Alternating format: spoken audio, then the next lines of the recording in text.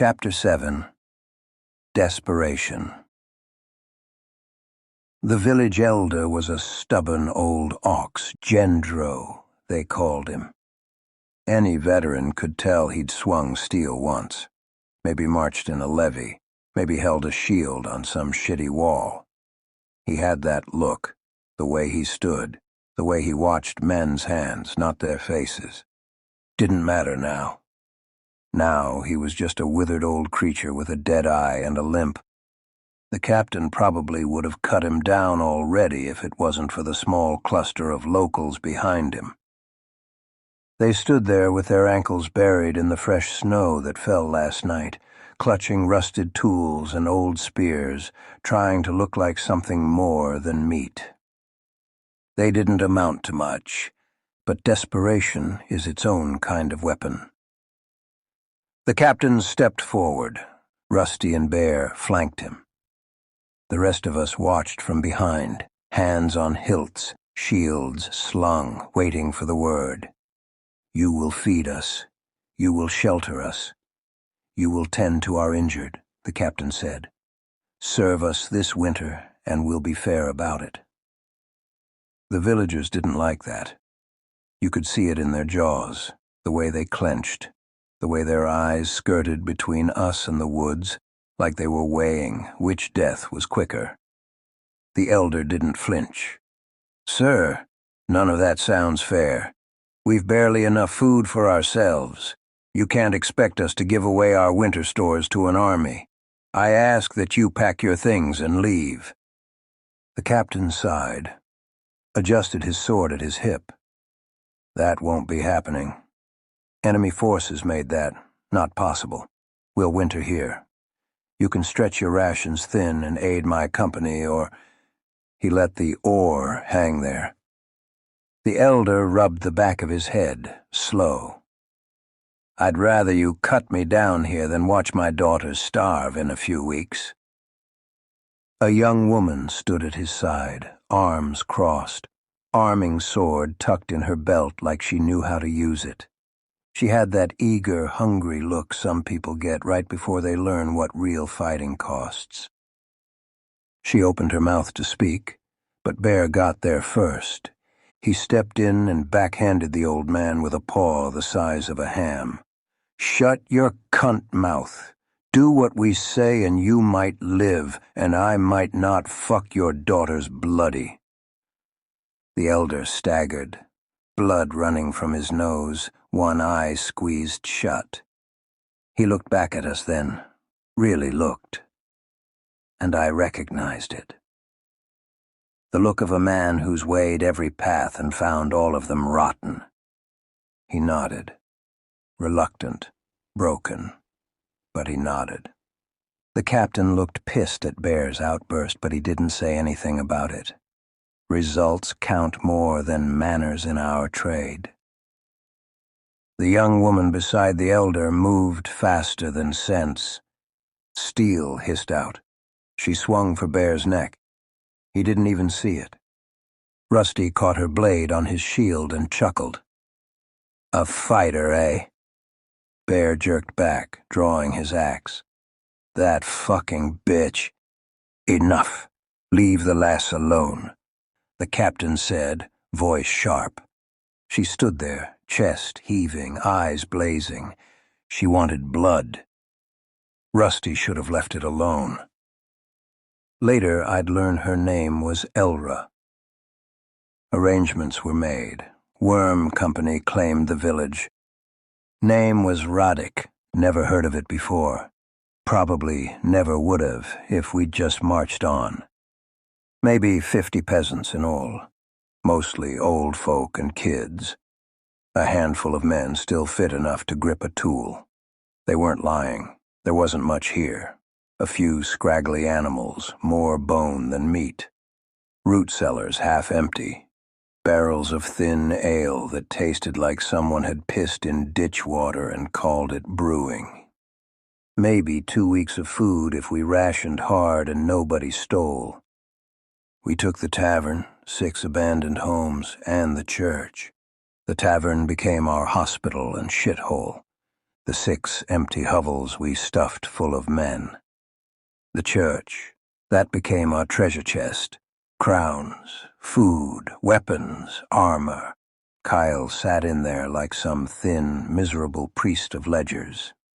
His little palace overlooking Radik. He had a table under the altar and 3 lists in front of him. What we had, what we'd lost, and what he expected us to lose soon. The captain put Howler, Talon, Jester, and 5 others on rotating shifts guarding the supplies. Crow, Leech, Wick, Pepper, and a mix of archers and scouts set the perimeter around the village. Watch posts in trees, lines of bells strung along the hedges. Little things, but they make ambushes slower. Rusty and Bear had the job of discipline. Rusty kept the men moving. Rotas for woodcutting, hunting, guard duty, helping villagers repair fences and roofs against the snow. Bear kept the men in line in his own way, fists, threats, laughing while he did it.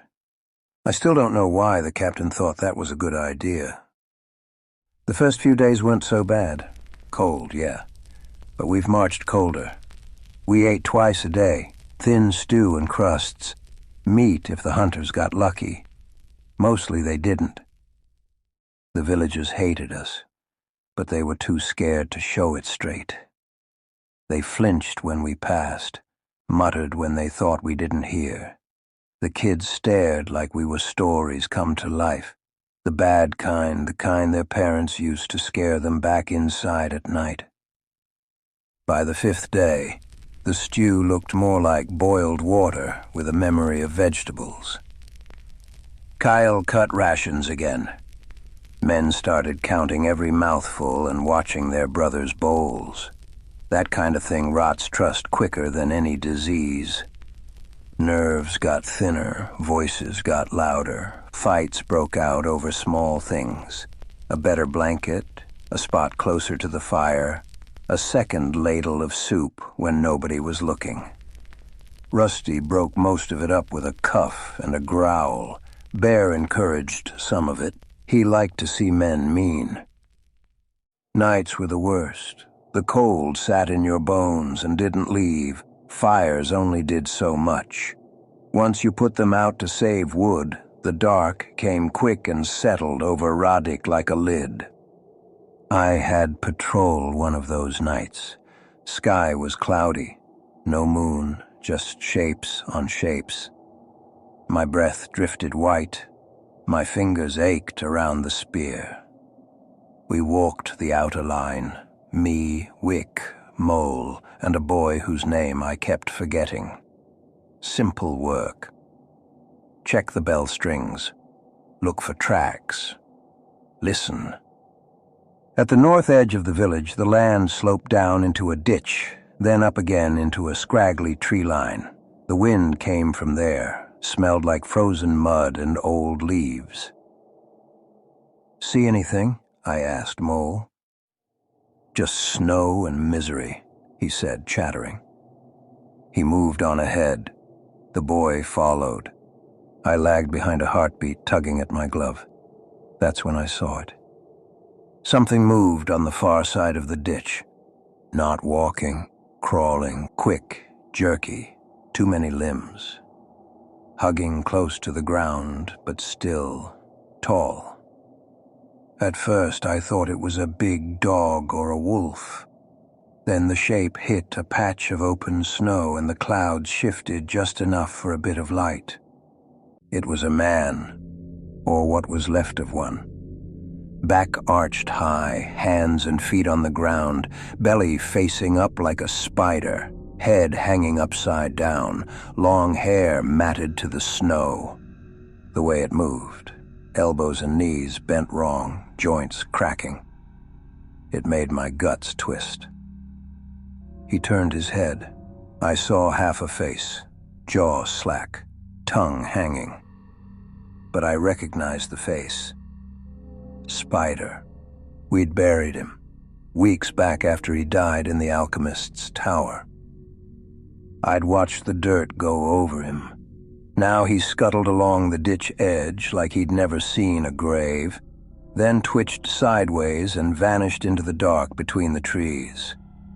I blinked, took a breath. He was gone. Just snow and branches. "Hark!" Wick called from ahead.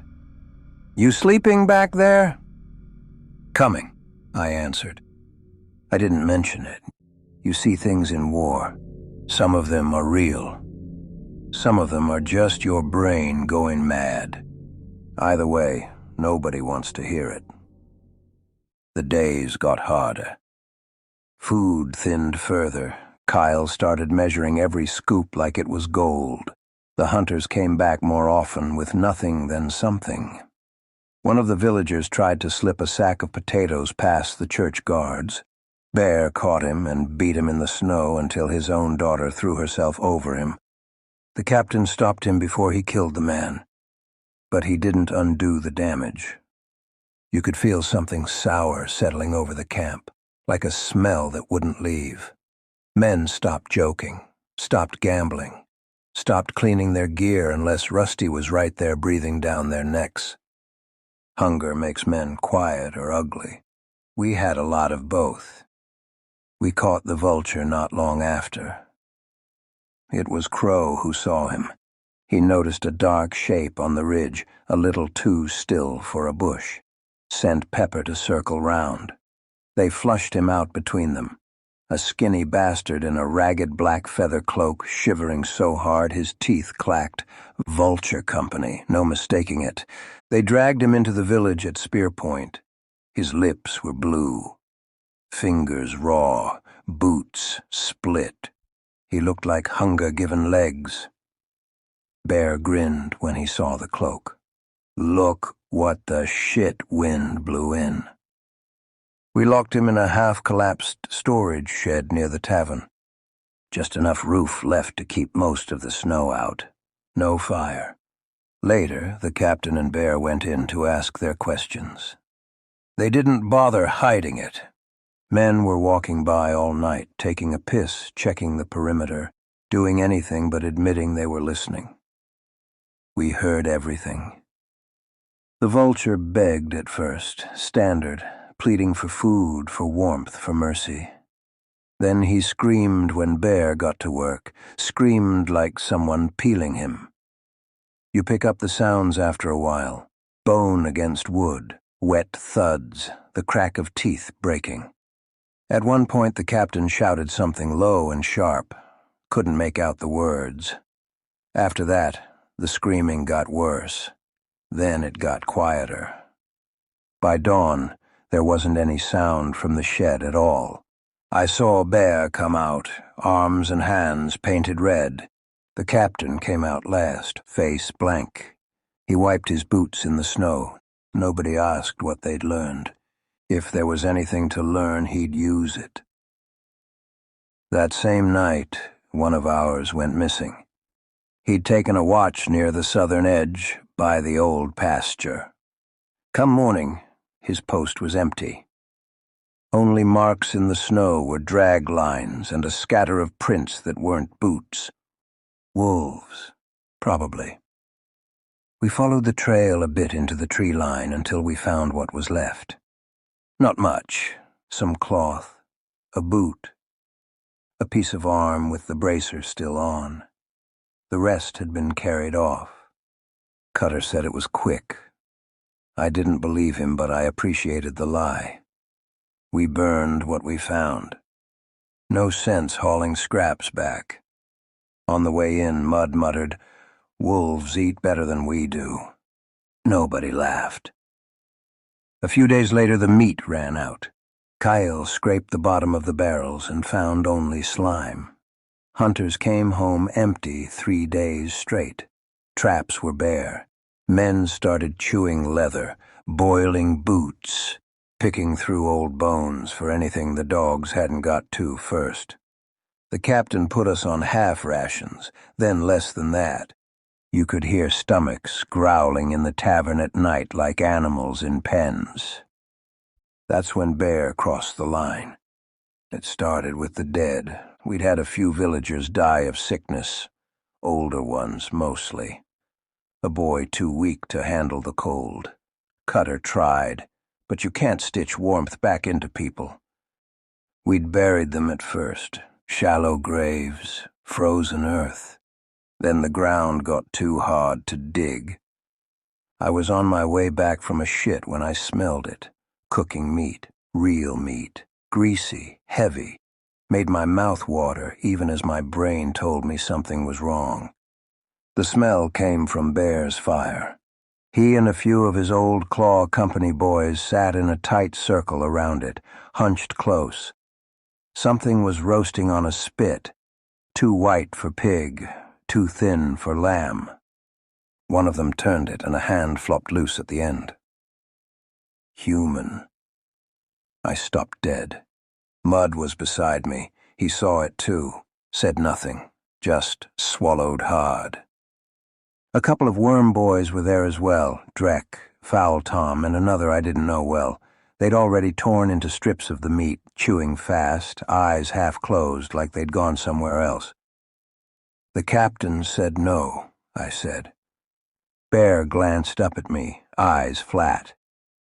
The captain ain't here right now. You'll make the men sick, I said. It was the best excuse I had. Rot, disease. He shrugged. Starvation's cleaner. He tore off a chunk with his teeth and chewed. Slow. Daring anyone to take it from him. I walked away, because if I stayed, I might have asked for a piece. Later, word got to the captain somehow.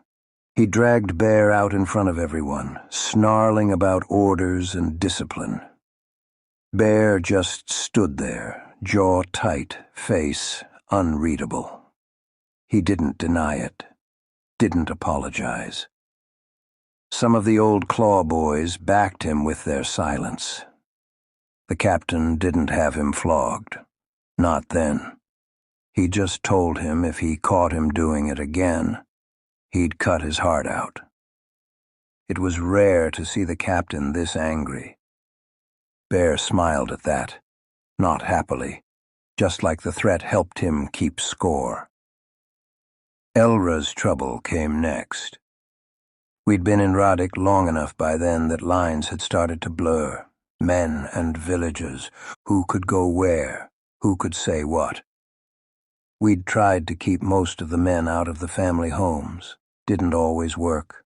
Hunger and boredom make bad combinations. I was in the tavern when I heard the shouting. A chair scraped.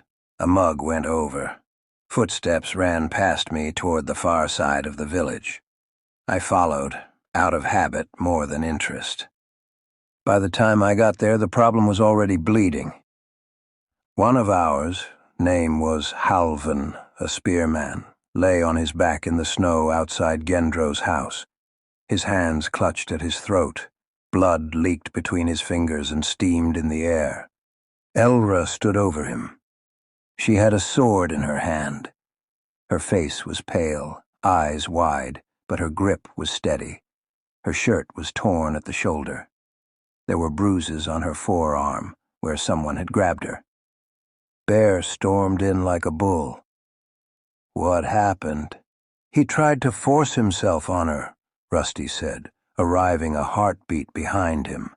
She opened his neck for it. Halvan gurgled something that might have been a denial, or a curse. Hard to tell with all that blood. Bear's hand went straight to his axe. I'll gut the bitch. Gendro shoved himself between them. Didn't seem to care that Bear outweighed him by half a man. Take me instead, the elder said, breathing hard. Spare my daughter. She did what she had to do. I'll answer for it. Elra didn't say a word. She just stood there, sword still red, chest rising and falling fast. The captain arrived. He took in the scene with one look. The dying mercenary, Elra with the sword, Bear ready to kill, Rusty tense, villagers gathered with their hate and fear showing through. Explain, the captain said. Rusty laid it out simple. No flourishes. Halvin had cornered her, tried to take her. She stopped it. The captain looked down at Halvin, looked at the torn shirt, looked at Elra. Then he shrugged. He should have kept his cock in his pants. Bear snarled. She killed a brother. He killed himself, the captain replied. I won't hang a woman for defending herself. Gendro dropped to his knees. Please, Captain, for mercy's sake. The captain cut him off with a hand. On your feet, Elder. I'm not killing her. Bear stepped forward, furious. Then I will. Rusty slid half a step between them. Careful, he said. We're short on men as it is. She spilled our blood, Bear growled. So did the wolves. So did the vultures. So did half the bastards we used to march with, Rusty said. You want to kill everyone who crosses us, there'll be no one left to pay us when this winter ends. The captain studied Elra. You owe us. Gendro bowed his head. Then take my life in her place. Please, I offer it freely. No, Rusty said. We take her instead. Everyone looked at him. As a camp follower, Rusty went on. Quartermaster's helper, runner, cook, whatever the captain needs. She lives under our rules. She owes the company her life. She pays it back with work. Gendro's jaw trembled, but he nodded. If that's the price, we'll pay it.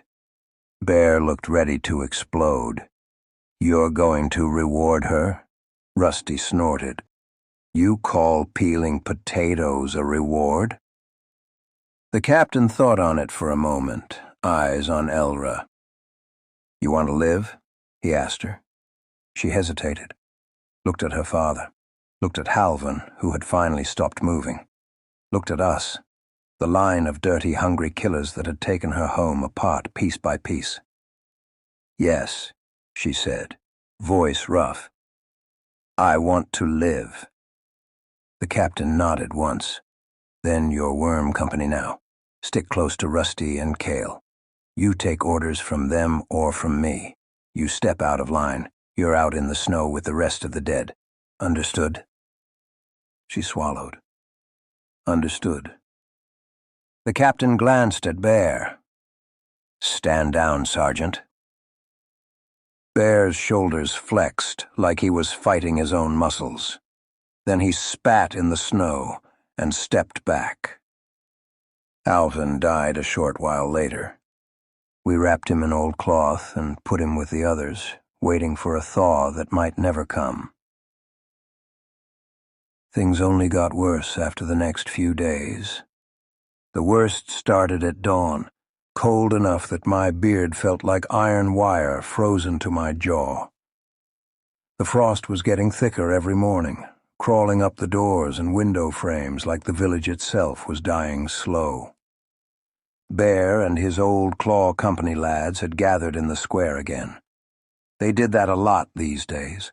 Not drills, not watch duty, just whispering, watching the villagers like meat. Captain called them all to the center of Redik.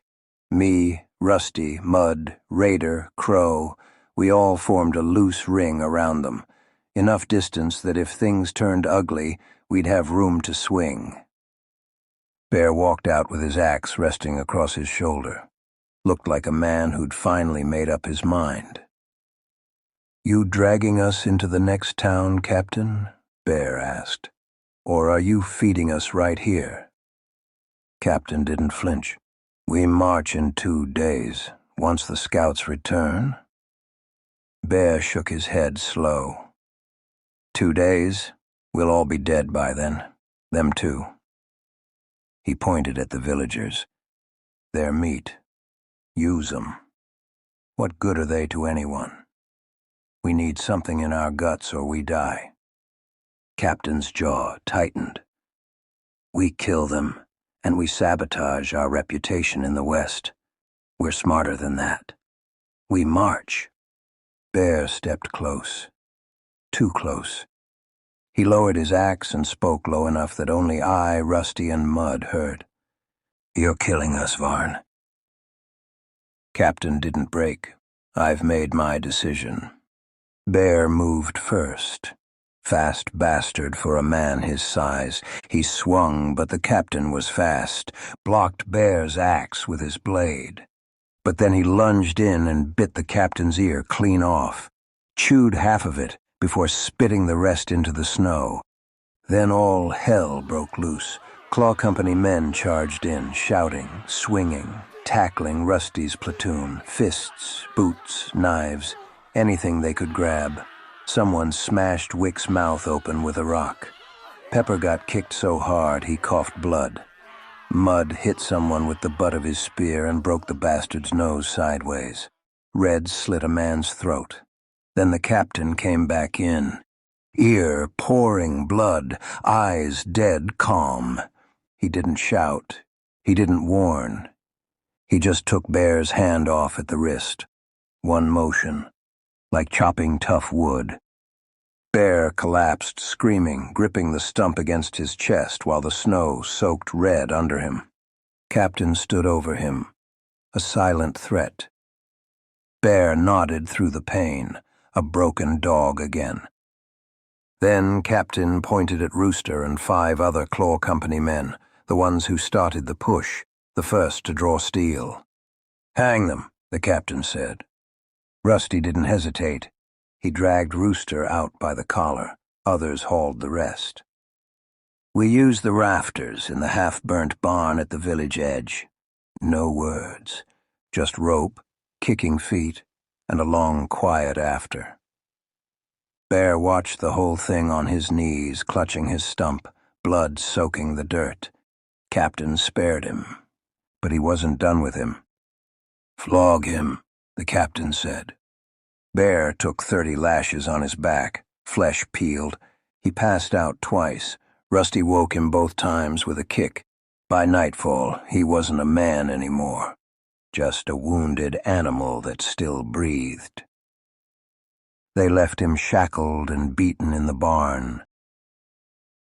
The tavern had become our hospital, rotten place, stank of dried ale, blood, and damp wood.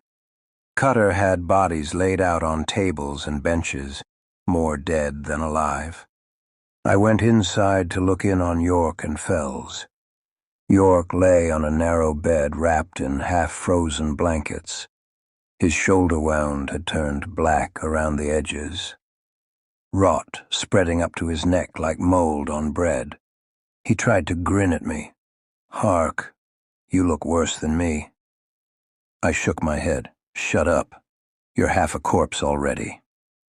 He coughed, spat something dark. Still better than being stuck on watch with Howler.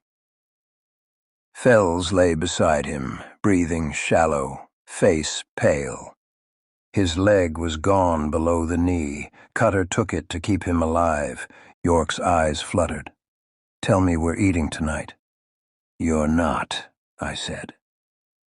York groaned. "Then let me die proper." Cutter barked from behind me. "Tell him to shut up and drink. Rot won't kill him if he doesn't let it." But his face said the opposite. I stayed until York slept. Didn't feel right leaving, but nothing felt right anymore. Next morning, just before dawn, the dogs started barking. Crow called out from the bell tower, "Riders!" We formed up sloppy, most men half asleep, half starved. Snow blew in sideways, stinging our cheeks. Then they came out of the white. A dozen figures. Tall men wrapped in thick furs, carrying hooked axes, cleavers, and spears made for tearing meat more than fighting armies. Looked northern, hard northern, the kind that drank blood to keep warm. At their head walked something else. A man wearing a white rabbit mask with long ears carved from bone. Big fur coat draped to his ankles. Hands clasped politely like he was calling on a friend. He stopped 20 paces from the captain and bowed. "Good morning, strangers," he said softly, too softly, voice calm as fresh snow. Captain didn't bow. "State your business." The rabbit mask tilted. "Trade." The trader's guards spread out, calm, ready, silent. The man looked over the villagers first. Their kids, all of them half-starved, hiding behind doors and fences. He nodded slowly with that carved grin on his mask. Then he pointed at Mole. The whole company stiffened. "That one," the trader said, "and 3 children." Rusty stepped forward. "Absolutely not." The trader didn't even look at him. "In exchange, enough food to see you all through the winter. Salted meats, hard biscuit, even wine if you want to pretend life is better than it is." Mud spat. He's not serious. But he was. Captain looked at the villagers, at the kids, at Mole, who looked small beside all of us, like he always had. Then the captain looked at the trader. "Show me the food."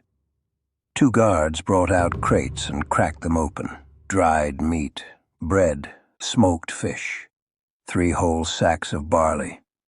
Mud grabbed my arm. "We can't let him." Captain raised a hand. He stared at the trader for a long, long moment. Then he nodded once. "Take them," the captain said. Everything froze. Mole stepped back. "Sir?" Rusty moved forward, jaw clenched. "Captain." Several Worm Company men, Jester included, surged in around the captain before Rusty could say another word. Weapons half drawn. Hands on hilts, a line between captain and the rest of us. Most of the men were mad with hunger. As was I. The villagers screamed as the guards took their kids. The kids cried. One kicked and clawed and shouted for her father. Mole didn't scream, just sunk to his knees, shaking. Pepper tried to step in, but Jester shoved him back with his arm. Mud shouted, "Fight them! Fight them now!" We almost did. Almost. But the captain's voice cut through it all. "Stand down." Rusty froze. I froze. Everyone froze. The trader bowed again, polite as ever. A wise choice. They left with the kids and Mole. Dragged him through the snow while he whimpered like a beaten dog. The trader stroked his pale cheek with his white-gloved hand. The guards surrounded them, keeping all of us at distance. By the time they faded into the white, the whole company stood shaking. From cold, from hunger, from rage. The captain didn't say a word. He just turned and walked back toward the church, bleeding from his ear, coat flapping in the wind. The food lasted, longer than we deserved, but winter still took its toll. Men died in their sleep. Frostbite, fever, rot, the occasional murder. Some wandered into the snow and never came back. Some hung themselves in the barn. Radik went quiet. We scraped through it. Barely. Then one morning a rider came through the woods, thin, half-frozen, horse staggering beneath him. He stopped in the middle of the village, barely holding the reins. "Worm Company," he croaked. Captain stepped forward. "Here." The rider pulled a scroll from his coat, hands trembling. "A contract," he whispered. "A god has been born."